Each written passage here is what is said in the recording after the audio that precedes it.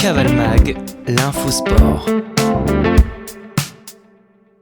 Après la Normandie, direction la Bourgogne pour les cavaliers engagés sur le circuit du Grand National.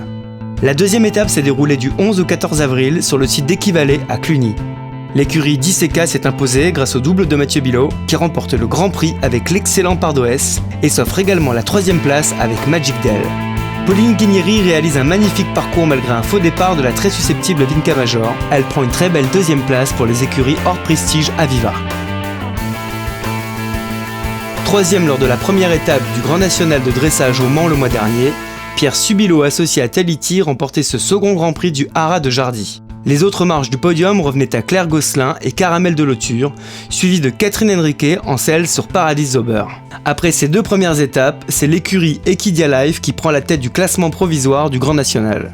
Le mythique terrain des Haras nationaux de Pompadour accueillait du 19 au 21 avril les championnats de France de concours complet. Le favori, Nicolas Touzin, remporte une nouvelle fois le titre de champion de France 2013 avec l'expérimenté Hidalgo de Lille. Le podium est complété par Mathieu Lemoine sur Quickness, très en forme sur son parcours de CSO, qu'il terminera sans faute. La médaille de bronze revient à l'un des meilleurs cavaliers français des dernières Olympiades, Lionel Guillon sur Némétis de Lalou. Organisé le dernier week-end de mars par le Jumbrel, le CSI d'Auteuil-Antouillé accueillait un très beau plateau de cavaliers professionnels et amateurs. Avec seulement 2 doubles sans faute dans le Grand Prix, c'est Jérôme Hurel en selle sur Warrior qui s'adjugera la première place, suivi du champion du monde Éric Navet qui nous confie à cette occasion ses ambitions sur sa carrière à haut niveau. Éric Navet, bonjour. Bonjour. Merci de nous accorder ces quelques minutes après cette jolie victoire dans la 145, la grosse épreuve de la journée, avec donc Volaré, un étalon.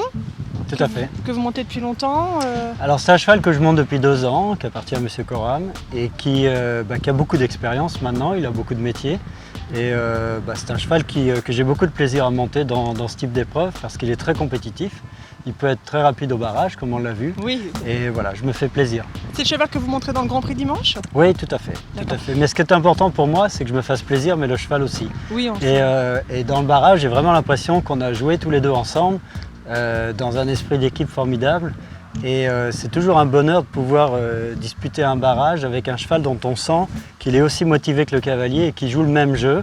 Et finalement, c'est un esprit d'équipe qui est vraiment sympa, quoi. Alors en parlant de complicité, je ne vais pas citer tous vos titres, sinon on y passerait trop de temps, mais vous avez été plusieurs fois champion du monde et entre autres en 90 avec Quito de Bossy. Où en est Quito de Bossy aujourd'hui, à la retraite ?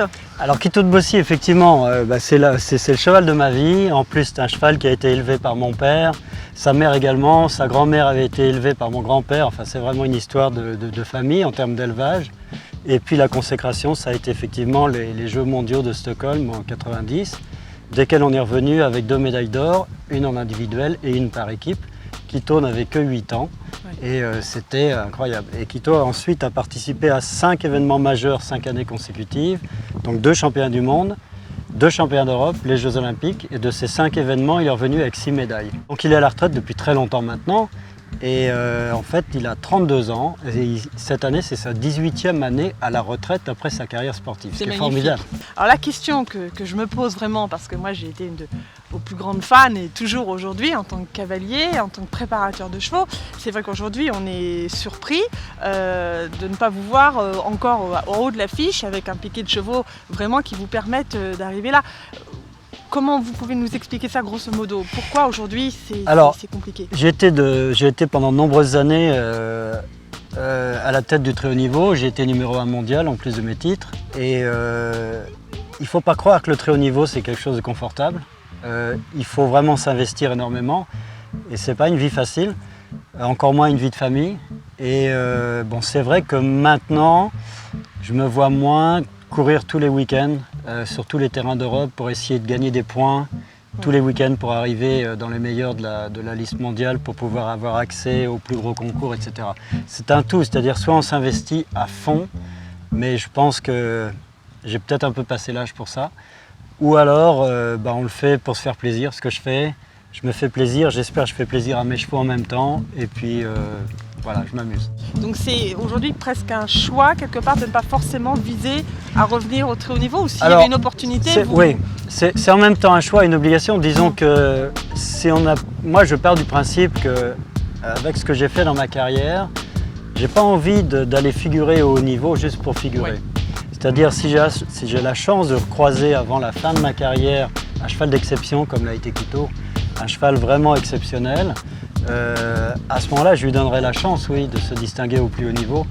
Ça n'est malheureusement pas le cas, ça peut encore arriver, j'ai pas du tout l'intention d'arrêter.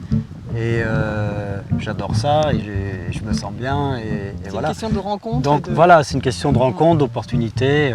Voilà, si sous ma selle, un jour ou l'autre, arrive le cheval dont je pense qu'il a le potentiel du très haut niveau, à ce moment-là, je serais peut-être motivé pour y retourner. Bon, on le souhaite en tout cas. Merci. Merci beaucoup Eric. Merci à vous.